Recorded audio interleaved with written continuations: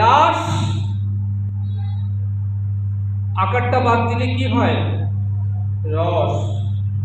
কোন রস? কৃষ্ণ আমার রসকৈশ, উপনিষদ বলেছেন।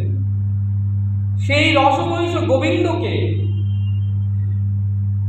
কারা লাভ করেছিলেন? ব্রজ গোপী। গোপী শব্দের অর্থ কি? গো শব্দে ইন্দ্রিয়, আর পি শব্দে পিবত, অর্থাৎ পান করে।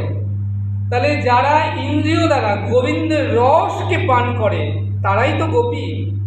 তাহলে এই যে রাস, যেখানে এক কৃষ্ণ ঘিরি ঘিরি নন্দলালা সাথে লয়ে ব্রজবালা, যেখানে এক কৃষ্ণ কোটি গোপী, তাকে বলা হয় রাস। আর যেখানে যত গোপী তত কৃষ্ণ, সেটা হয়ে যায় মহারাস। নিতাই গৌর হরি হরি বল। নিতাই গৌর হরি হরি বল। নিতাই গৌর হরি হরি বল।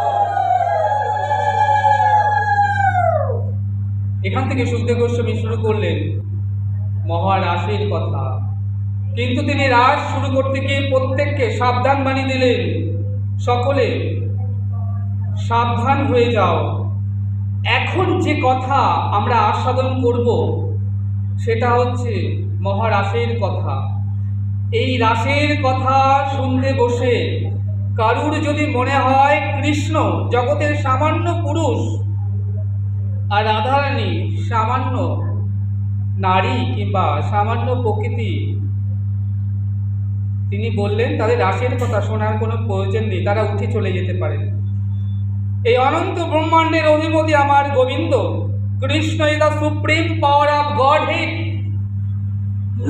সেই আনন্দ স্কন্দ, পরমানন্দ, সচ্চিদানন্দ, আনন্দ রসগণ বিগ্রহ, যিনি অনাদির আদি গোবিন্দ সর্বকারণ কারণম, যিনি অনাদির আদি গোবিন্দ। তোমরা আজ এখানে শুনতে বসেছ সেই অনাদি আদি অনন্ত ব্রহ্মাণ্ডের অধীশ্বরের কথা। তাই খুব সাবধান, এই কথা শুনতে বসে কারুর মনে যেন কাম ভাব কিংবা অন্য কোনো চিন্তা না আসে।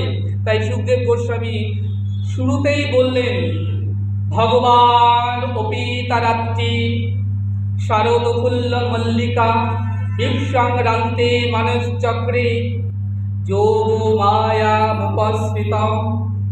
শ্লোকের প্রথমে সুখদেব গোস্বামী বললেন ভগবান অপিতারাত্রি।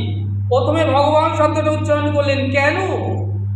যে শোনো, তোমরা যার কথা শুনতে বসেছ তিনি যে সে কেউ নয়, অনন্ত কোটি ব্রহ্মাণ্ডের অধীশ্বর ভগবান শ্রীকৃষ্ণ।